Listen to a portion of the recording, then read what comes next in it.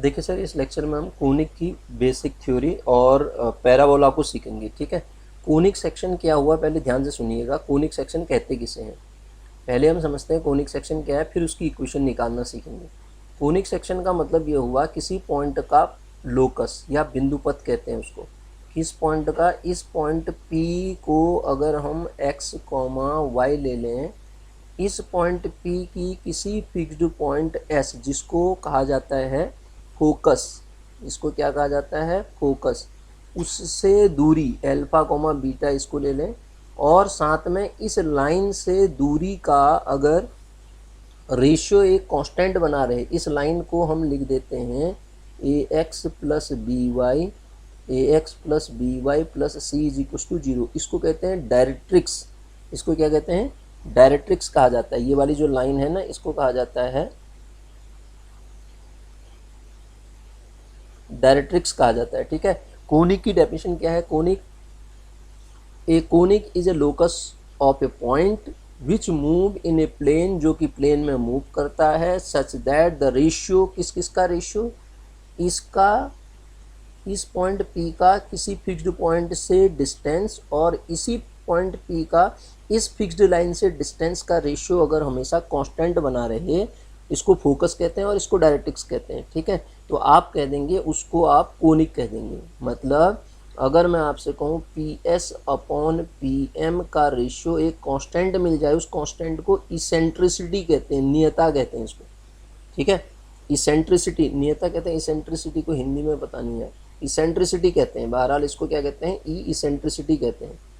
ठीक है, तो अब ध्यान से सुनिएगा, कोनिक ये हुआ, तो इसका मतलब कोनिक की अगर मैं इक्वेशन निकाल के दिखाऊं आपको, तो देखो यहाँ से हमने इसको E रखा है, तो ध्यान से सुनिएगा आप, E क्या कैसे निकलेगी वो सारी चीज़ें बताता हूँ मैं आपको। क्या मैं इसको PS is equal to EPM बोल दूँ, EPM बोल दूँ, यस बोल सकता हूँ। PS की डिस्टेंस, दो पॉइंट के बीच की दूरी कैसे निकालते थे आप, x माइनस एल्फा का whole square plus y minus beta का होल स्क्वायर जो होता है वो किसके बराबर होता है, बराबर E ऐसे ही रहेगा। PM मतलब P से लाइन पे डाला गया परपेंडिकुलर की लेंथ, और ये भी आपको पता होगा, ये भी आता है कोऑर्डिनेट में, AX plus BY plus C perpendicular की लेंथ ना, अपॉन अंडर रूड ऑफ किस पॉइंट से डाल लो आप, ए स्क्वायर प्लस बी स्क्वायर, इसके कोफिशिएंट ऐसे तो निकालते हैं परपेंडिकुलर की लेंथ, PM ऐसे तो निकलेगा, P पॉइंट से इस लाइन पे डाला गया परपेंडिकुलर, उसमें पॉइंट कोऑर्डिनेट क्या क्या हैं आपके पास, ये x, y, P पॉइंट से डाला गया परपेंडिकुलर। ठीक है, तो अब देखो स्क्वायर कर दो बोथ साइड, जब आप स्क्वायर करोगे बोथ साइड सर, तो x माइनस एल्फा का whole square plus y minus beta का whole square is equal to, right hand side में क्या आ जाएगा, E इंटू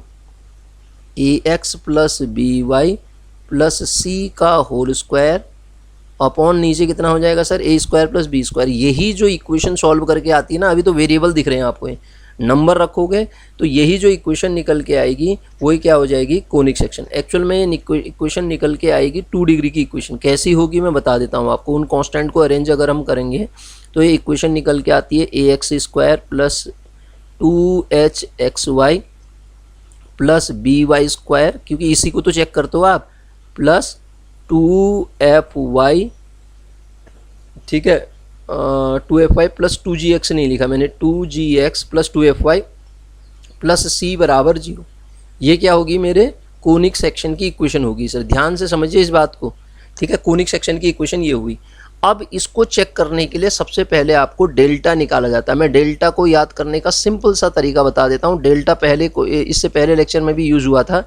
डेल्टा के लिए क्या करो आप, एक सिमेट्रिक मैट्रिक्स बनाओ। इसको भी याद करने का तरीका बताता हूँ। आप डायगोनल में 3x3 की, डायगोनल में ABC 3 एलिमेंट लिख दो, फिर यहाँ से स्टार्ट करो, यहाँ से इसको F लिखो, इसको G लिखो, इसको H लिखो, खत्म कहानी। क्या कहा, डायगोनल में ABC लिखे आपने, F G H लिखे, तो सिमेट्रिक मैट्रिक्स किसे कहते हैं, ये जो है वही AB है, यहाँ पे H रख दोगे, ये जो है वही AB है, यहाँ पे G लिख दोगे, ये जो है यही AB है। मतलब AIJ बराबर क्या होता है सर, AJI, मतलब A23 की वैल्यू वही होगी जो A32 की होगी। A23 कौन है, ये है, और A32 कौन है, A23 ये है, A23 ये है, A32 ये है, बराबर है। A12 की वैल्यू वही होगी जो A21 की होगी। तो आप इसको ABC को अगर पूरा याद नहीं हो रहा है वो, तो ऐसे याद कर लो। इन जनरल हम कैसे पढ़ते थे क्लास 11th में, अगर आपको याद है तो आप ये पढ़ते थे, इसको सॉल्व करके ABC plus 2FGH minus 2FGH minus AF square minus BG square minus, अब कौन बचा, AF square minus BG square minus CH square. ठीक है, तो ये इसी से तो आया है। आप ऊपर वाली मैट्रिक्स याद करो और उसको सॉल्व करना आसान होता है। डिटरमिनेंट अगर कभी चेक करने के लिए आया ना, determinant not equal to 0 check करते थे हम। ध्यान से समझिएगा बात को, इसकी प्रॉपर्टी भी समझा रहा हूँ मैं आपको। ये याद करना आसान रहेगा, ये याद करना आसान रहेगा, क्योंकि मैट्रिक्स से ही एग्ज़ाम में आप क्वेश्चन को भी करना, क्योंकि ये कभी क्वेश्चन में ये जो नंबर ABCGF जो होते हैं कंपेयर करा के बड़े आ जाते हैं, तो मैट्रिक्स में उसको रिड्यूस भी किया जा सकता है। लाइन ऑपरेशन, वो रो ऑपरेशन लगा के आप छोटा करके मैट्रिक्स आसानी से सॉल्व कर सकते हैं आप। ठीक है, तो आप कोशिश करिएगा मैट्रिक्स से कर पाएँ उसको, नहीं तो वो फॉर्मूला भी बता दिया मैंने आपको ABC माइनस 2FGH वाला। ठीक है, जिससे करना चाहें कर सकते हैं। अब सुनो, कंडीशन क्या होती है। सबसे पहली बात, इसेंट्रिसिटी से हम कैसे बताते हैं। अगर इसेंट्रिसिटी 0 है, पहली बात ये क्वेश्चन पूछा जाता है इसेंट्रिसिटी, ये मैं सारी चीज़ें जो एग्जाम में आती है ना वही बता रहा हूँ, हाँ ध्यान दीजिएगा। E इज इक्वस टू 1 और E is equals to infinity. अगर E 0 है तो जो वो शेप बनेगा वो सर्किल होता है। क्या होता है, सर्किल होता है। E 0 से 1 के बीच में लाई करती है, इलिप्स होता है। इलिप्स मतलब दीर्घवृत्त, मतलब 1 से छोटी होगी इसकी। और अगर E मैंने ग्रेटर देन 1 नहीं लिखा ना, E अगर 1 से बड़ा है तो हाइपरबोला बनता है, अति परबलय, हाइपरबोला। ठीक है सर, E बराबर 1 किसके लिए होता है, पैराबोला के लिए। E बराबर 1 किसके लिए होता है, पैराबोला के लिए। और E इन्फिनिटी जो होता है ना sir, pair of straight line, pair of straight line, straight line के लिए होता है। ये याद रखना है आपको, ये एज इट इज याद रखना है, पेयर ऑफ स्ट्रेट लाइन के लिए। अब कंडीशन बताता हूँ, मैंने पहले भी बता रखी है। सबसे पहले चेक करते हैं डेल्टा नॉन जीरो होना चाहिए। तीनों चीज़ बता रहा हूँ मैं, केवल डेल्टा नॉन जीरो हो गया और H बराबर 0 हो और A बराबर B हो, क्योंकि सर्किल की इक्वेशन में वो 2HXY वाला टर्म नहीं आ रहा है, इसलिए H 0 होना चाहिए। A बराबर B हो तो सर इसे कहते हैं सर्किल। ये क्या होता है, सर्किल। अगली condition, delta not equal to 0 हो और H स्क्वायर बराबर AB हो। सबसे पहले डेल्टा ही चेक करते हैं, इसे कहते हैं पैराबोला। क्या कहते हैं, पैराबोला।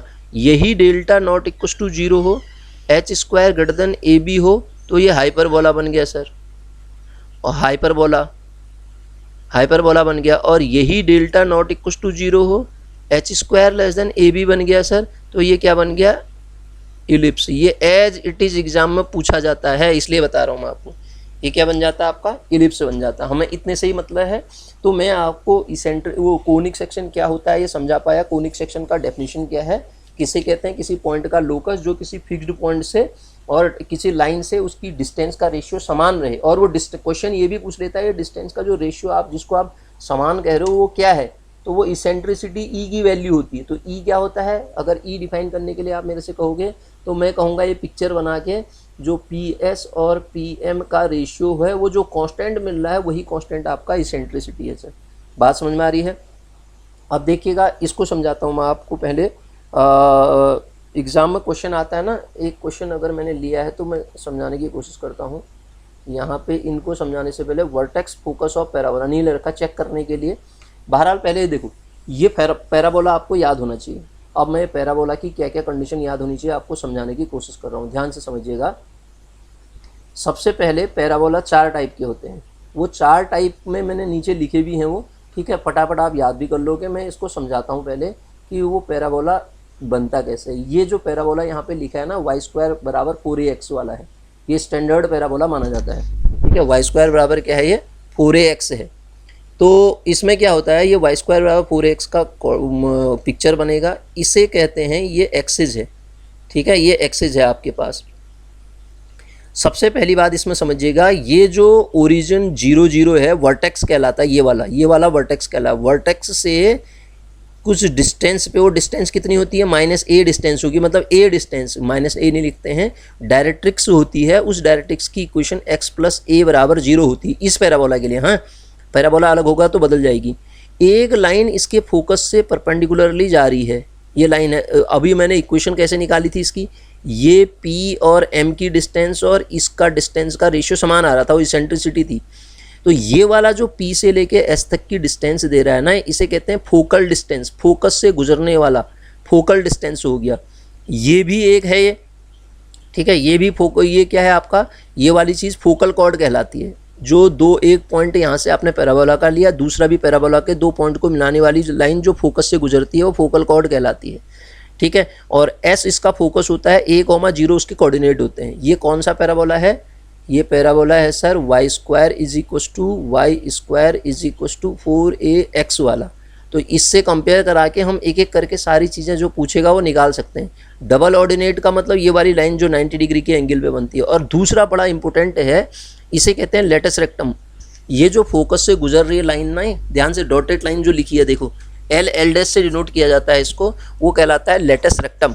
मैं इलिप्स में भी आपको पढ़ा चुका हूँ, ये क्या कहलाता है, लेटस रेक्टम कहलाता है सर।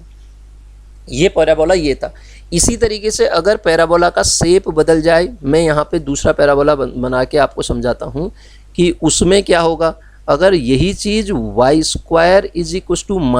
-4ax हो जाए तो यही क्वेश्चन आपका क्या बन जाएगा, देखना हाँ ध्यान से। इसी को आप देखो, ये xy एक्सिस होगी, ये क्या होगी, कंपेयर करा के देखो, ये आपका y है, ये नीचे को y' होगा, और ये x' है और ये x होगा। तो ये क्या हो जाएगा, ये वर्टेक्स के कोऑर्डिनेट पैराबोला यहाँ से गुजरेगा इस तरीके से, ऐसे बनेगा, ठीक है। ये ओरिजिन है 0, 0, यहाँ से इतनी डिस्टेंस पे डायरेक्ट्रिक्स होती है। अब डायरेक्ट्रिक्स की इक्वेशन क्या हो जाएगी इसके लिए, x = a। इसका मतलब x = a को क्या लिखोगे, x - a = 0। इस साइड क्या थी देखो, x + a = 0। ये पूछता है हाँ डायरेक्ट्रिक्स की इक्वेशन क्या होती है, ठीक है। डायरेक्ट्रिक्स की इक्वेशन ये होगी, इसका फोकस यहाँ पे होगा S और सारी चीज़ वही हो जाएंगी। फोकस की अगर बात करोगे तो फोकस के कोऑर्डिनेट क्या हो जाएंगे, -a, 0, क्योंकि x एक्सिस में इस साइड नेगेटिव होती है वैल्यू, ठीक है। बाकी तो फिर, और ये किसका फॉर्मूला होगा, y² = -4x। बाकी चीज़ें सब वही रहेंगी, बस मेन चीज़ ये होती थी, मुझे ये दर्शाना था आपको कि ये दूरी कितनी होती है, a होगी फिर ना, x = a लिखा है। यहाँ पे भी डिस्टेंस तो a ही है लेकिन नेगेटिव डायरेक्शन में है, इसलिए x = -a लिखेंगे, इसको इक्वेशन में लिखेंगे। तो x = -a को कैसे लिखोगे, x + a = 0। x = a को कैसे लिखोगे, x - a = 0। ध्यान देना, पॉजिटिव में माइनस है, नेगेटिव में प्लस है।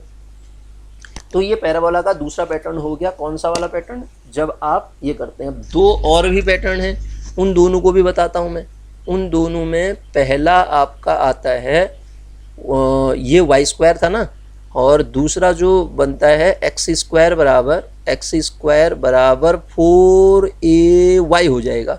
अब ध्यान दो, आपने पढ़ा है x² का ग्राफ इस तरीके का होता था, यही तो होता था x² का ग्राफ। तो ये पैराबोला हो जाएगा वो, इस पे फोकस यहाँ पे हो जाएगा, फोकस की डिस्टेंस S 0, a पे हो जाएगी, और डायरेक्ट्रिक्स इतनी दूरी पे हो जाएगी, a डिस्टेंस पे होती है ना, यहाँ पे a की जगह पे आपके पास डायरेक्ट्रिक्स जब मैं निकालूंगा 0, 0 तो है ही है, तो क्योंकि मैंने a के फॉर्म में ही लिया है, तो ये डिस्टेंस कितनी होगी, y एक्सिस में a है ना, तो ये डिस्टेंस कितनी होगी, y = a।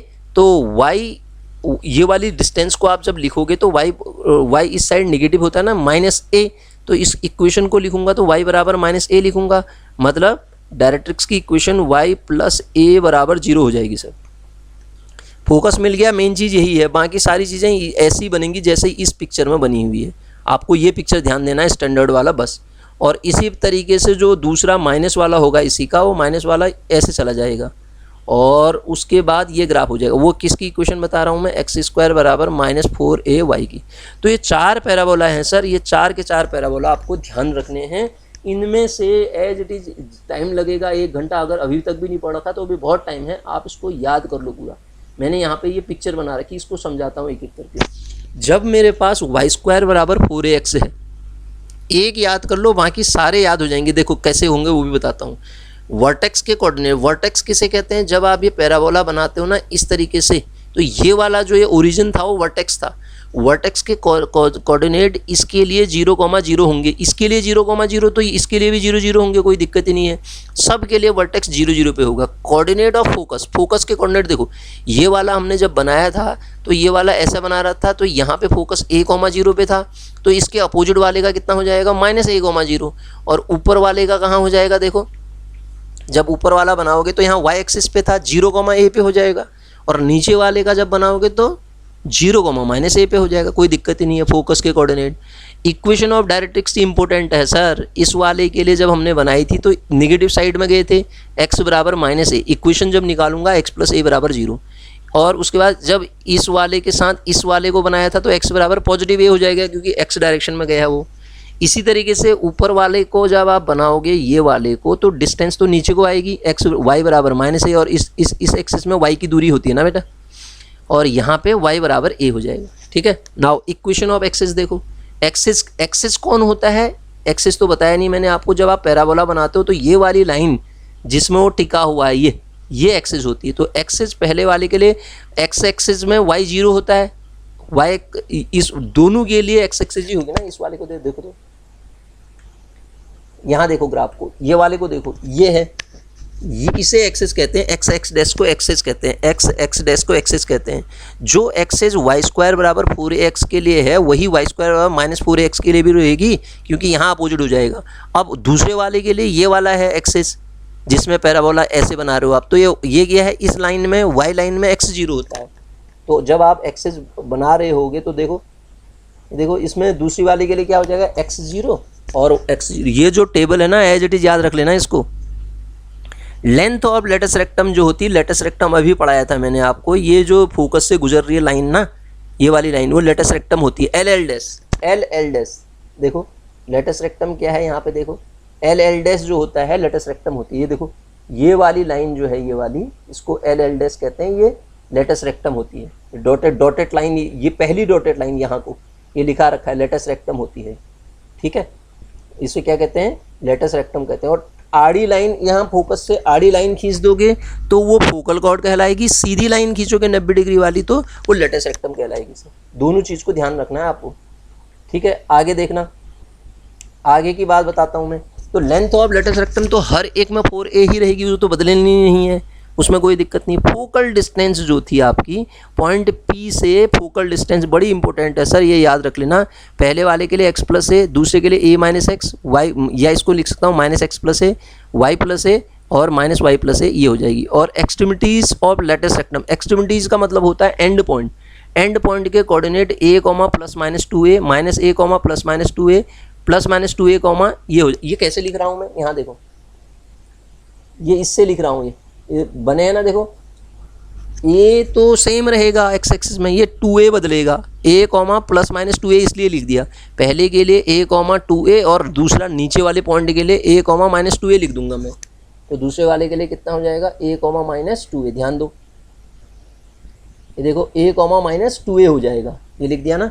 तो a, +2a, a, -2a का कॉन्सेप्ट यहाँ पे ये बना सर, ठीक है। तो ये तो आपको याद रखना ही रखना है, पैराबोला के क्वेश्चन अगर आपको करने हैं एग्जाम में तो इतना तो याद रखना ही पड़ेगा सर, आगे की कहानी बाद में आएगी, पहले इतना तो याद रखना ही पड़ेगा। अब देखो क्वेश्चन लिए हैं मैंने, उन क्वेश्चंस को समझाने की कोशिश करता हूँ। अच्छा उससे पहले एक चीज़ और बताता हूँ, ज़रूरी नहीं कि पैराबोला इसी फॉर्मेट में दिया हो आपको, पैराबोला दूसरे फॉर्मेट में भी दे सकता है। वो फॉर्मेट क्या है देखो, मैं लिख रहा हूँ, उसको समझने की कोशिश करना आप, क्या कह रहा हूँ मैं। डायरेक्ट हम बना देंगे उसको y² बराबर 4ax, x² बराबर 4ay टाइप का, प्लस माइनस तो जैसा भी दिया होगा उसको कर लेंगे हम। मैं क्या कह रहा हूँ, ध्यान से मेरी बात को सुनना। जब वर्टेक्स पैराबोला के ओरिजिन पे ना हो, ये तो केस था पैराबोला को जब हम ओरिजिन से सटाकर बना रहे हैं, जब ओरिजिन के अलावा हटके हो जाए, यहाँ पे हो जाए, तब हम वो नहीं लिख सकते हैं उसको। तो उस केस में पहली इक्वेशन देखो, y - k का whole square is equal to 4a time x - h। ये क्या बना, पैराबोला को आप जब बनाओगे, ये ओरिजिन था तो ऐसे बना दे रहे हो आप, ये वर्टेक्स के कोऑर्डिनेट अब बदल गए, जहाँ पे वर्टेक्स के कोऑर्डिनेट 0, 0 हुआ करते थे अब h, k हो गए। वर्टेक्स के कोऑर्डिनेट क्या हो गए, h, k are coordinate of vertex, h, k, x के साथ h लगता है, y के साथ k, are coordinate of coordinate of किसके कोऑर्डिनेट होंगे, वर्टिसेस, वर्टेक्स लिख देता हूँ, कोऑर्डिनेट ऑफ वर्टेक्स, ठीक है। तो ये पैराबोला की अगर आप बात करें, vertex and axis is parallel to X axis होगी, इसकी axis parallel to X axis होगी। तो आप जब वर्टेक्स को हटा रहे हो तो जरूरी थोड़ा है कि ये यहीं पे बने, वो ऊपर भी तो बन सकता है। यहाँ पे अगर h, k है तो पैराबोला यहाँ से स्टार्ट हो जाएगा, लेकिन जब एक्सेस की बात करते थे तो axis parallel to X axis हो जाएगी। हो सकता है ये पैराबोला एक्स एक्सेस में ही बने इतनी दूरी पर, तब तो ये एक्स एक्सेस ही इसकी एक्सेस हो जाएगी। लेकिन अगर पैराबोला एक्सेस से ऊपर हट के बना ऐसे, क्योंकि h, k तो कहीं भी हो सकते हैं, वो यहाँ भी बन सकता है, इस थर्ड क्वाड्रेंट में भी बन सकता है ऐसे, यहाँ से स्टार्ट करोगे आप, यहाँ से ऐसे भी बन सकता है। तो लेकिन एक्सेस हमेशा ऐसी ही बनेगी जो कि एक्स एक्सेस के पैरेलल होगी। जो एक्सेस होगी, एक्सेस इज, बात को समझिएगा आप मेरी बात को, ठीक है, पैरेलल टू, नहीं सॉरी ये परपेंडिकुलर लिख दिया मैंने, पैरेलल टू एक्स एक्सेस, हमेशा एक्स एक्सेस के पैरेलल होगी उसकी वर्टेक्स। बात समझ में आ गई, ठीक है। तो इस पैराबोला को आप कैसे लिख सकते हैं, y square is equal to 4ax बना सकते हैं, नहीं बना सकते हैं, जैसे इलिप्स में भी हमने यूज किया था। तो सर जहाँ पे y की जो वैल्यू, कैपिटल Y की जो वैल्यू आ गई y माइनस के होगी, और कैपिटल X की value small x minus h होगी। आप समझ रहे हैं मेरी बात को। तो ये पैराबोला हो गया, ठीक। अब इसी तरीके से इसका एक और पैटर्न भी बनेगा। ये तो y स्क्वायर बराबर 4ax लिखा मैंने। अगर यही चीज़ वर्टेक्स पैराबोला के h, k पे हूँ, h, k पे, और बात कर रहे हैं हम एक्सेस जो हो पैरेलल टू y एक्सेस हो, y एक्सेस, ठीक है। h, k पे मतलब अगर ऊपर वाला नीचे वाला, ये देखो ये वाला बन रहा है मान लेते हैं, तो ये ओरिजिन पे तो है नहीं, एक्सेस तो इसी को कहते हैं। ये एक्सेस क्या है, पैरेलल टू y एक्सेस है। अगर ऐसा है तो y एक्सेस ही एक्सेस होगी, और ये वर्टेक्स इस तरीके से ये बन गया। अब ये ओरिजिन डायरेक्ट्रिक्स हो जा रही है इसके लिए। अब अगर यही चीज़ ऐसे बना दिया मैंने पैराबोला, तब तो y एक्सेस तो है ही नहीं, तो क्या बोलूँगा, पैरेलल टू y एक्सेस बोलूँगा ना। ये लाइन जो है, ये वाली line parallel to y axis है या नहीं है, तो ये केस बनेगा। तो इस केस में जो वो इक्वेशन हो जाएगी सर, तब कितनी हो जाएगी आप खुद ही बताओ, x माइनस एच का होल स्क्वायर, पैटर्न ही तो याद रखना है, is equal to 4by minus के लिख दूंगा मैं इसको। अब आप कहेंगे b लिख दिया, उससे कोई फर्क नहीं पड़ता है, या इसको आप क्या पढ़ेंगे, एक्स स्क्वायर बराबर 4by पढ़ देंगे।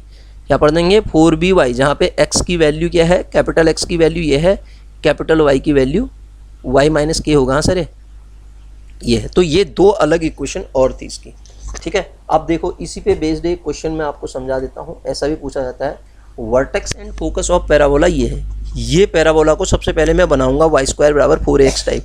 तो आपको पता है कि इनको सॉल्व करने के लिए आप क्या करते हैं, ये जो x y का कोफिशिएंट परफेक्ट स्क्वायर बनाने के लिए, y के टर्म्स में परफेक्ट स्क्वायर बनाना चाह रहा हूँ मैं, तो मैं क्या करूँगा, ध्यान से सुनो, y स्क्वायर माइनस 4y तो यही था, y का कोफिशिएंट -4 है, उसका हाफ करूँगा -2 आएगा, उसका स्क्वायर ऐड भी कर दूंगा, इसका स्क्वायर सब्ट्रैक्ट भी कर दूंगा, बचेगा कितना, -2x माइनस का 8 बराबर 0। अब आप बताओ, ये बनी आपकी y माइनस 2 का होल स्क्वायर, हाँ है ना।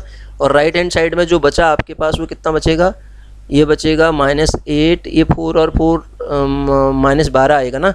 तो 2 कॉमन ले लेंगे उसमें से, तो 2 जब कॉमन लेंगे, सारे निगेटिव ही दिख रहे हैं मुझे राइट हैंड साइड में, जब ले जाएंगे तो 2 कॉमन लेके क्या बनेगा, x प्लस 6 ना, ये तो बनेगा। तो सर ये वही टाइप का हो गया, क्या बना, y स्क्वायर बराबर 4ax बन गया सर।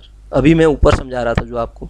तो अब जहाँ पे यहाँ पे आप x की वैल्यू देखेंगे तो क्या आएगा, x प्लस 6 है। अब आप कहेंगे 4 तो दिख ही रहा है, कोई बात नहीं, 4a बराबर 2 हो जाएगा, ठीक है ना। और यहाँ पे y की जो वैल्यू आ जाएगी सर, y माइनस 2 हो जाएगी, और 4a इज इक्व टू आपके पास 2 आ रहा है, तो a की वैल्यू अपने आप 1/2 हो जाएगी, ठीक है। समझ रहे हैं मेरी बात को। अब सुनिएगा, वर्टेक्स निकालने के लिए क्या करते हैं, फॉर वर्टेक्स वर्टेक्स निकालने के लिए आप क्या करोगे, जो x प्लस 6 है इसको भी 0 रखोगे और जो y माइनस 2 है इसको भी 0 रखोगे, इससे आपको वर्टेक्स के कोऑर्डिनेट मिल जाएंगे।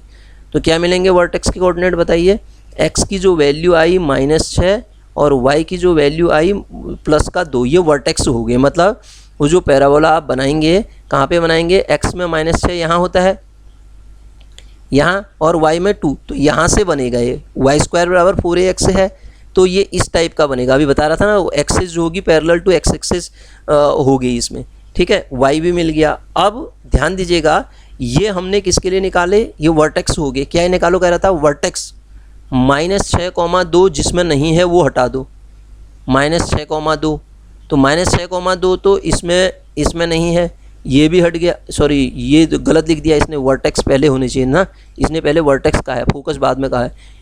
अब ये दोनों में से कोई भी हो सकता है, क्योंकि ये निकालना अब ज़रूरी है। अगर ये वाला टर्म दोनों में होता तब आप कॉमन वाले को तब भी निकालते, अदरवाइज ये दोनों में से कोई भी ऑप्शन हो सकता है। इसका मतलब मुझे दूसरा भी निकालना पड़ेगा। आप दूसरा निकालने के लिए सीख भी जाओगे कि फोकस निकालने के लिए क्या करते हैं। सर फोकस निकालने के लिए आप, फोकस क्या होता था बताओ तो, x बराबर a y बराबर 0 होता था ना, y² बराबर 4x का। बस x की जो वैल्यू है कितनी, x प्लस 6, उसको a के बराबर रख दो। a कितना निकाल रखा है आपने, a की वैल्यू देखो 1/2 के बराबर रख दो, तो x का मान कितना आ जाएगा 1/2 -6, तो -11/2, ये सही है। तो ये हो सकता है ऑप्शन, क्या पता दूसरा गलत आ जाए y, तो y बराबर 0 रखो तो y का मान तो ये है ही है, 2 आ ही रहा है, तो अपने आप ही ऑप्शन ये हो जाएगा। ऐसे करते हैं इन क्वेश्चन को, ठीक है। सीखने में टाइम लगेगा, लेकिन आप एक बार सीख जाएंगे तो फिर आसानी से जल्दी से कर लेंगे। आगे देखो सर, अगला क्वेश्चन क्या कह रहा है, the position of a point. आप ये पोजीशन बताने से पहले मैं एक आध चीज़ें और बताता हूँ आपको। पोजीशन कैसे निकालते हैं वो भी समझाता हूँ, लेकिन ये एक आध चीज़ें और इसी क्वेश्चन में बताता हूँ। ध्यान से आप ये लेक्चर जितना भी बड़ा है ना, उसको 1-2 बार सुन लो, केवल 1-2 बार पूरा लेक्चर सुनो। सुनने के बाद आप देखेंगे, एक बार सुनेंगे, आपने ज़रा सा भी पढ़ा है ना, ये रिवीजन आपका बहुत बढ़िया तरीके से करा देगा ये लेक्चर, ठीक है। सुनने से ही लेक्चर के रिवीजन हो जाएगा आपका। देखो सर, क्या कह रहा था मैं, पैराबोला के पैरामेट्रिक इक्वेशन बताता हूँ। पैरामेट्रिक इक्वेशन,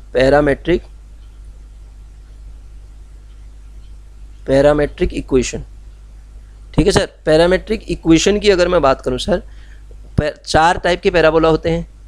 y² बराबर 4ax, मैं ऊपर ही लिख देता हूँ पैरामेट्रिक इक्वेशन, ये मैंने पैराबोला के फॉर्मेट तो लिखे है ना, ये इनकी पैरामेट्रिक इक्वेशन को हम यहीं पे लिख देते हैं।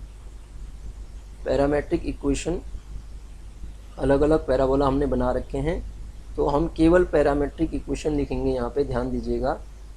तो पैरामेट्रिक इक्वेशन लिखने के लिए हम क्या करेंगे, देखिएगा। अगर पैराबोला इस टाइप का है तो इसकी जो पैरामेट्रिक इक्वेशन होती है सर, AT² 2AT होती है। बस पैराबोला, ये पैराबोला होता है। कहीं पे y² बराबर 4x लिखा है, ये लिखा है, दोनों ही की है, कैसे समझ लो आप। x और y की वैल्यू ये होती है, ये x है, ये क्या है, x है, ये क्या है, y है। This is parametric equation. और दूसरा, अगर पैराबोला ऐसा है तो यही इक्वेशन हो जाती है -AT², 2AT, ये 2AT तो फिक्स्ड है। अब अगर पैराबोला ऐसा है तो इसकी पैरामेट्रिक इक्वेशन हो जाएगी 2AT, पलट जाएगा, ध्यान दो, 2AT, AT²। और अगर पैराबोला ये माइनस वाला है तो इसकी पैराबोलिक इक्वेशन हो जाएगी 2AT, -AT²। आप ध्यान दो, ये पहला अगर आपको याद हो गया ना, सारे याद हो जाएंगे। याद तो करना ही पड़ेंगे, इसका कोई और चारा है ही नहीं। आप कहोगे सर हमने एक ऐसा भी तो पैराबोला पढ़े थे, तो इनका क्या होगा, इनका क्या हाल होगा, वो भी लिख देता हूँ मैं। देखो, अगर इस टाइप के हैं तो पैराबोलिक इक्वेशन में पैरामेट्रिक इक्वेशन को जो ऊपर लिखी है वो नहीं लिखोगे, ध्यान देना, उसकी इक्वेशन भी बदल जाएगी ना। आपको इक्वेशन याद करनी पड़ेगी और कोई चारा नहीं है, ठीक है। तो अगर मेरे पास इक्वेशन किस टाइप की है, y - k का whole square is equal to 4ax - h है, h है, h है। तो जब पैरामेट्रिक इक्वेशन निकालूंगा sir, x is equal to b plus इसकी जो पैरामेट्रिक इक्वेशन निकालूंगा, b गलत लिख रहा हूँ मैं, h होना चाहिए, h प्लस AT², y कितना हो जाएगा, k प्लस 2AT। बस खत्म कहानी, उन्हीं में आपका एक याद हो गया तो बाकी भी तो ऐसे ही होंगे। तो ये इस तरीके से पैरामीट्रिक इक्वेशन आप निकाल सकते हैं, ठीक है। तो जैसे एक छोटा सा एग्जांपल से आपको समझाता हूँ। अगर आपके पास एक्स वाई स्क्वायर बराबर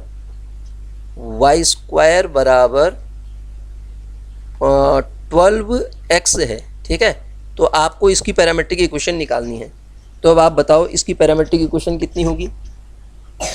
क्या होती थी, AT²। a निकालना पड़ेगा, 4a की वैल्यू है 12, तो a की वैल्यू कितनी आ जाएगी, 3 आ जाएगी। तो यही तो है पैराबोला। AT² का मतलब कितना हो जाएगा, 3t², 280, 280 का मतलब 60। बस ये पैरामीट्रिक इक्वेशन होगी। ऐसे निकालेंगे हम पैरामीट्रिक इक्वेशन ऑफ पैराबोला। अब जो अगला टर्म इसमें आता है sir, position of parabola. Position का मतलब पैराबोला में कोई पॉइंट आप लोगे तो वो जो पॉइंट आप ले रहे हो, मैंने पहले पोजीशन कैसे निकालते हैं वो बताता हूँ, फिर उसके बाद ये क्वेश्चन लिखा है उसको समझाता हूँ मैं आपको। क्या कह रहा हूँ, मेरी बात को ज़रा गौर से सुनना आप। मैं कह रहा हूँ आपसे पोजीशन ऑफ पैराबोला। क्या कह रहा हूँ, position of parabola. Parabola, position of parabola मतलब कोई पैराबोला आपने बनाया, उस पैराबोला में ये इससे जुड़ के बनेगा, हाँ, उस पैराबोला में कोई पॉइंट P लिया। हो सकता वो पॉइंट पैराबोला में हो सकता वो बाहर हो सकता वो बाउंड्री पे हो सकता है यहाँ हो सकता है यहाँ हो। तो उसकी पोजीशन हम किसके अकॉर्डिंग चेक करते हैं, मैं स्टैंडर्ड पैराबोला ही लूँगा हमेशा, y² बराबर 4ax वाला। तो सर ध्यान दीजिएगा, आप क्या करोगे, पॉइंट में P आपको दिया होगा x1, y1, उसी को तो चेक करना है। जैसे ये दिया है, इस पैराबोला के लिए दिया है, तो x1 y1 को आप उसमें रखोगे, y1 का स्क्वायर माइनस 4ax1 निकालोगे पहले। हो सकता है ये 0 से बड़ा आए, हो सकता है ये बराबर 0 आए, हो सकता है लेस देन 0 आए। ये तीन ही कंडीशनें होंगी, उसके अलावा तो कोई होगा ही नहीं, ठीक है। अगर ये 0 से बड़ा आया तो वो जो पॉइंट हो जाएगा ना, वो आउटसाइड हो जाएगा। आउटसाइड किसके, पैराबोला के, ये वाली पोजीशन हो जाएगी उसकी। अगर बराबर 0 आ गया रखने के बाद तो वो कहाँ हो जाएगा, ऑन द पैराबोला हो जाएगा, पैराबोला पे ही लाई कर जाएगा। ये वाली सिचुएशन हो जाएगी उस P की। अगर लेस देन 0 आ गया तो ये क्या हो जाएगा, इनसाइड हो जाएगा सर। इनसाइड का मतलब अंदर वो कोई पॉइंट हो जाएगा। आप क्वेश्चन देख के आपको समझ में आ जाएगा। द पॉइंट ऑफ क्या, the position of a point इतना, इसकी पोजीशन निकालो। तो आपसे क्या कहा था, y² माइनस पहले 3x बराबर 0 लिख लेना। उसके बाद ये x1 y1 इसमें पुट कर देना। क्या रखोगे, 3 का स्क्वायर माइनस 3 इंटू 2, तो 9 माइनस 6 आ गया, बराबर कितना आया, 3 आया। 3 क्या है, ग्रेटर देन 0 है। तो ग्रेटर देन 0 में क्या होता है, आउटसाइड ऑफ पैराबोला। तो जो पॉइंट होगा ना, बस आउटसाइड ऑफ पैराबोला के आउटसाइड लाई करेगा। इतना ही तो था क्वेश्चन में, ठीक है। बात समझ में आ गई ना, आउटसाइड ऑफ पैराबोला वो पॉइंट लाई कर जाएगा सर। आगे की कहानी समझाता हूँ मैं आपको। देखो वो पॉइंट आपका आउटसाइड लाई करेगा। आगे देखिएगा, अगला ये है, इसकी मैं आपको समझाना चाह रहा हूँ, इक्वेशन ऑफ कॉर्ड। ये कॉर्ड है, कोई कॉर्ड है P और Q से गुजर रही है, उसके लिए दो पॉइंट पैरामेट्रिक फॉर्म में आपने अभी पढ़ाया था मैंने, AT² 280, y² बराबर 4ax जो आपके पास इक्वेशन थी, उसमें एक पॉइंट है AT² 280, T1 और T2 ले लिया हमने। दो पॉइंट हैं P और Q। तो P पॉइंट कैसा है सर, AT1², 2AT1, और Q पॉइंट कैसा है, बड़ा इंपॉर्टेंट चीज़ है, ध्यान देना है, AT2², 2AT2। ये दो पॉइंट है। तो मुझे कॉर्ड जो ये है इसकी लेंथ निकालनी है। तो लेंथ, आप किसी लाइन की लेंथ निकालने के लिए क्या करते थे, y माइनस y1 करते थे ना। y माइनस y1 का मतलब क्या हुआ, 2AT1। ये x1 y1 है, ये x2 y2 है। y minus y1, y is minus 2AT1 अगर आपको निकालना है, अदरवाइज याद करना पड़ेगा। कॉमा फिर क्या लिखते थे, इक्वेशन क्या होती है, y minus y1 is equal to m x minus x1। यहीं से एक चीज़ और बता देता हूँ, m दो पॉइंट अगर आपको दिए हो डायमेट्रिक फॉर्म में, ऐसे मतलब इस तरीके से दिए हो, तो m कैसे निकालते थे, y2 minus y1 upon x2 minus x1 से निकाला था ना आपने। तो इसी प्रकार यहाँ पे भी कर दो, y2 कितना है 2a_t2 माइनस 2a_t1 अपॉन कितना a_t2 square minus a_t1 square into x minus x1। x1 कितना है, x1 देखो ये a_t1 स्क्वायर है ना, a_t1 स्क्वायर। जब आप सर इसको सिंप्लीफाई करेंगे 2a कॉमन आ रहा है ऊपर से, ठीक है, 2a कॉमन आ रहा है। अब जब आप इसको पूरे तरीके से ढंग से लिखोगे तो ये इस तरीके की मिल जाएगी, y of t1 plus t2। अब ये कैसे सॉल्व किया, आप पूरा सिंप्लीफाई करो इसको, बराबर राइट हैंड साइड में आएगा आपका 2x प्लस 2a_t1 t2, ठीक है। अब जब इसको डिवाइड करेंगे तो y बराबर आप पाएंगे 2/t1 plus t2 into x plus 2a_t1 t2 upon t1 plus t2। ये तो कांस्टेंट है पूरा का पूरा। जब आप y बराबर mx प्लस सी से इसको कंपेयर कराते हैं mx प्लस सी से, तो इसको m कहते हैं ना ये वाले टर्म को। तो मैं आपको ये बताना चाह रहा हूँ, जो ये कॉर्ड आपने बना रखी इसका स्लोप जो होगा, उस कॉर्ड का जो स्लोप होगा सर वो होगा 2/t1 प्लस t2। ये याद रखना है आपको बस। कोई दो पॉइंट हैं कहाँ पैराबोला में जिनसे पास हो रही है एक कॉर्ड, उस कॉर्ड को ज्वाइन जब आप करोगे तो वो कॉर्ड ज्वाइन जब होगी तो उसकी स्लोप की जो इक्वेशन होती है 2/t1 plus t2, direct question बनता है इससे, ठीक है। और अगर ये फोकल कॉर्ड हो जाए, फोकल कॉर्ड किसे कहते हैं, जस्ट फोकस से गुजरने वाली कॉर्ड, लेटस रकम वाली। अगर ये जो आपकी फोकल कॉर्ड हो जाए, ठीक है, कॉर्ड अगर आपके पास हो जाए फोकस से, ठीक है, तो उस केस में उस केस की कंडीशन होती है T1 और T2 का मान -1 आना चाहिए। मैं प्रूव नहीं कर रहा हूँ, सीधे बता रहा हूँ आपको। T1 और T2 का मान उस केस में क्या आना चाहिए, -1 के बराबर आना चाहिए, ठीक है। अब सुनो, इस पे बेस्ड भी मैंने एक क्वेश्चन लिया है, देखो कैसे क्वेश्चन आता है। ये एग्जाम में आया हुआ क्वेश्चन है। Side of equilateral triangle inscribed in parabola this. कोई इक्विलेटरल ट्राइंगल बनाया गया y² बराबर 4x टाइप के पैराबोला में, टाइप के, हाँ 4x तो लिखा ही है। तो ये आपका ये पैराबोला है। अब पूरा पढ़ूंगा क्वेश्चन, ये पैराबोला है, इस टाइप का पैराबोला तो यही होगा। ये किसकी इक्वेशन है, y² बराबर 4ax मतलब 4x वाली। Such that one vertex of triangle कॉन्साइड with vertex of parabola. एक वर्टेक्स ट्राइंगल का, इक्विलेटरल ट्राइंगल कैसे बनता है, ये साइड हो गई, ये साइड हो गई, ये बराबर आनी चाहिए। तो वो ये कहता है कि इस पैराबोला को जब आप इस इक्विलेटरल ट्राइंगल को बना रहे हो तो एक वर्टेक्स क्या कर रहा है, उसका कॉन्साइड कर रहा है इसके पैराबोला के वर्टेक्स के से। ये बना दिया मैंने एक, दूसरा बना दिया मैंने, अरे यार लाइन सीधी नहीं जा रही, ये बना दिया। इक्विलेटरल ट्राइंगल टाइप का नहीं दिख रहा है, ये ऐसे बनेगा, ऐसे बनेगा। ये इक्विलेटरल ट्राइंगल हो गया। आप इक्विलेटरल ट्राइंगल के बारे में इतना जानते हैं, इसके ये सारे एंगल 60 डिग्री होते हैं। अगर ये 60 डिग्री होते हैं तो इसका मतलब ये हुआ कि ये वाला जो एंगल होगा, जो ये वाला बन रहा है, ये 30 डिग्री होगा, हाँ या ना। अब आप इतना तो अभी मैंने लिखा चुका हूँ। तो इसके जो कोऑर्डिनेट होते हैं 80 स्क्वायर, 280 होते हैं। तो 4a इज इक्वस टू आपको दिया गया है 4, तो a इज इक्वस टू आप पाएंगे कितना आएगा 1। तो ए टी पहला कोऑर्डिनेट क्या लिखा था अभी, ए पी के कोऑर्डिनेट क्या हो जाएंगे, पी ये पॉइंट ले लो। तो ए T1 मतलब ए कितना है 1, तो इसका मतलब ये आ जाएगा T1 स्क्वायर 280। 280 का मतलब T1 स्क्वायर 2T1 ये हो जाएगा।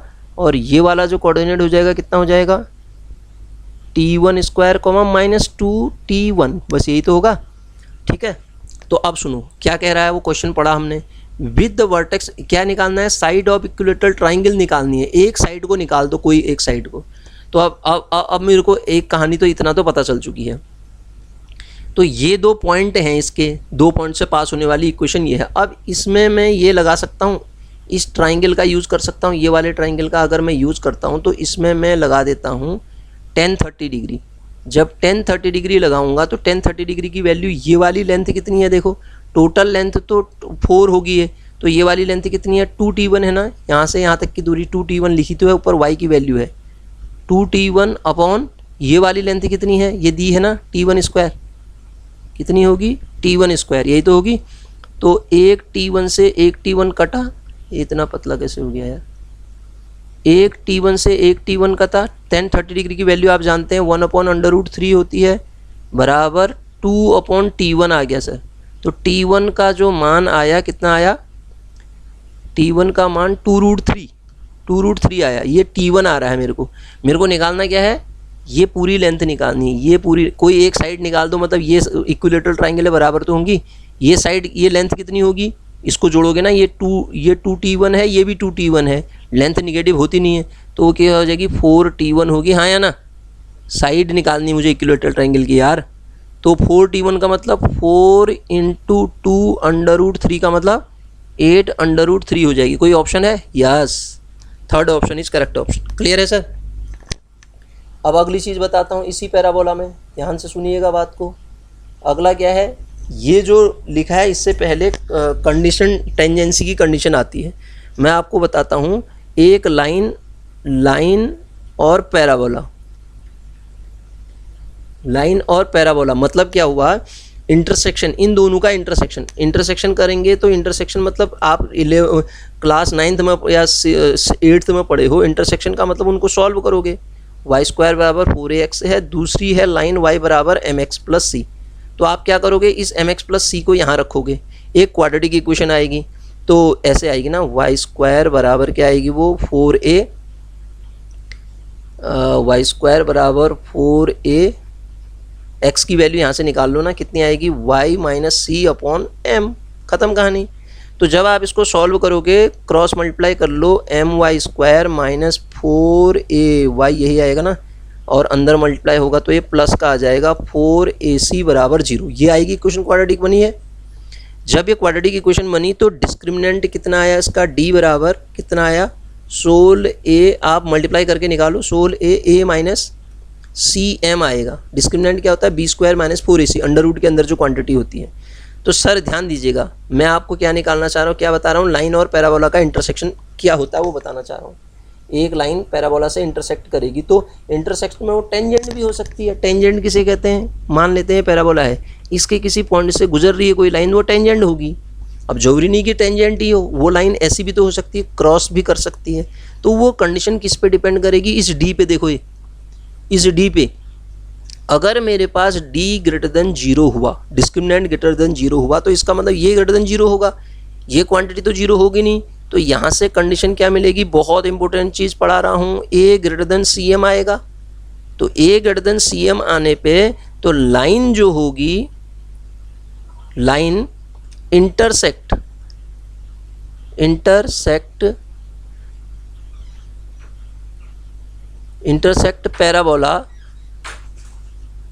पैराबोला एट कितने पॉइंट पे, 2 डिस्टिंक्ट पॉइंट पे, 2 डिस्टिंक्ट पॉइंट पे पैराबोला को लाइन इंटरसेक्ट करेगी। मतलब ऐसी सिचुएशन होगी, ऐसी सिचुएशन। ठीक है, पहली कंडीशन मैंने ये बताई आपको। अब अगर d बराबर 0 हो गया, सेकंड केस सुनो सर, इसके नोट्स बना लेना, अगर नहीं बना रखे तो सुन ही लेना। या तो d 0 हुआ तो इसका मतलब a बराबर cm हुआ, या आप कह सकते हैं m की वैल्यू यहाँ से आप डायरेक्ट निकाल सकते हैं। ठीक है, तो उस केस में ये टेंजेंट हो जाएगी, कॉन्साइड करेगी, वो लाइन कॉन्साइड करेगी, मतलब टेंजेंट होने की कंडीशन ये हो जाती है ना। वो क्या करेगी, line intersect parabola at 2 coincide point, मतलब एक ही पॉइंट हो जाएंगे, दोनों रूट एक ही हो जाएंगे ना, कॉन्साइड कर जाएंगे। और तीसरी जो कंडीशन आएगी, अगर d निगेटिव हो गया, d cm से छोटा हो गया, तो उस केस में जो लाइन है न तो टच करेगी न इंटरसेक्ट करेगी। हो सकता है वो लाइन ऐसी चली जाए, हो सकता है ऐसी चली जाए, वो तीसरी कंडीशन आ गई। तो मैंने आपको क्या बताया, ये कंडीशन। यहाँ से जो इम्पोर्टेंट चीज़ निकल के आई, किसी भी लाइन को पैराबोला में टेंजेंट होने की कंडीशन निकल के आई। वो कंडीशन क्या मिली फिर बताओ, ac बराबर a/m, y बराबर mx + c में अगर c की वैल्यू a/m के बराबर हो जाए, a कैसे निकालोगे, 4a बराबर होता है ना, 4a बराबर आपको दिया होगा, मान लेते हैं 16x² दे रखा है पैराबोला y² बराबर, तो 4a का मान 16 है, a निकल जाएगा। और m क्या होगा, लाइन में दिए ही है आपको, तो ये क्या हो जाएगा, टेंजेंट हो जाएगा सर। और पॉइंट ऑफ कॉन्टैक्ट, उस केस में क्वेश्चन पूछ लेता है पॉइंट ऑफ कॉन्टैक्ट क्या होगा, तो वो हो जाएगा a/m², 2a/m हो जाएगा सर। ये मैंने आपको पैराबोला के इंटरसेक्शन की कहानी समझा दी सर। ठीक है, अब वो जो टेंजेंट की इक्वेशन बनेगी वो भी समझा देता हूँ इसी के साथ। देखो, जब आप इसके टेंजेंट की इक्वेशन ये इंटरसेक्ट करेंगे या फिर कॉन्साइड करेंगे या बाहर होगी, ऐसा कुछ जब आपने पढ़ा, तो ये इक्वेशन के टेंजेंट की इक्वेशन भी निकालनी है आपको। तो इसका मतलब ये भी एक डायरेक्ट क्वेश्चन बना कि पैराबोला में टेंजेंट की इक्वेशन क्या होती है, तो वो निकालना समझा रहा हूँ मैं। हाँ, ध्यान से सुनिएगा मेरी बात को। अगर आप मेरे से कहें कि साहब ये देखिए parabola equation of tangent, equation of tangent बता रहा हूँ मैं, पैराबोला के अंदर इक्वेशन ऑफ टेंजेंट पहले पॉइंट फॉर्म में बताता हूँ। Point form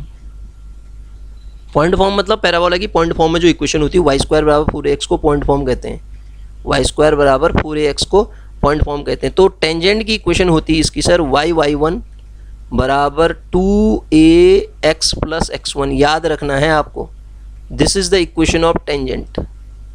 equation of tangent different form में। दूसरा स्लोप फॉर्म है, स्लोप फॉर्म। तो इक्वेशन ऑफ टेंजेंट जब निकालोगे, पॉइंट रखते हो ना, पॉइंट कैसे रखते हो वो बताया भी था अभी। वो equation of tangent mx plus a upon m हो जाती है, डायरेक्ट क्वेश्चन।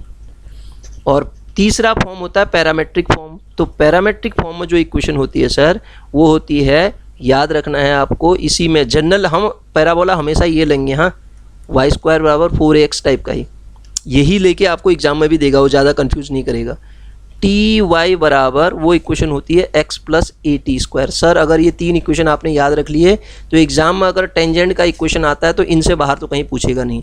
तो टेंजेंट के तीन फॉर्म होते हैं, ठीक है। अब मैं आपको एक चीज़ और बताता हूँ, इस जो आपने पहला ये फॉर्म लिखा ना, पॉइंट फॉर्म, कभी भी आपको टेंजेंट की इक्वेशन निकालनी हो किसी होमोजीनियस इक्वेशन की, जैसे ये होमोजीनियस इक्वेशन ही बनी थी ना, ax square b y square ऐसा ऐसा, तो आप क्या कर दो, किसी पॉइंट x1 y1 पे अगर निकालनी है, इस फॉर्म के लिए बता रहा हूँ, है, तो आप क्या कर दो, जहाँ जहाँ आपको स्क्वायर टर्म दे रखा है उसको x स्क्वायर को x1 से रिप्लेस कर देना, और y स्क्वायर दिया है तो उसको y1 से रिप्लेस कर देना। y1 मतलब ये पॉइंट तो आपको दिया होगा ना, x1 y1, x और y ऐसे ही रहेंगे, और जहाँ पे x दिया रहेगा आप उसको चेंज कर देना x प्लस x1 अपॉन 2 से, और जहाँ पे y दिया रहेगा उसको आप चेंज कर देना y प्लस y1 अपॉन 2 से।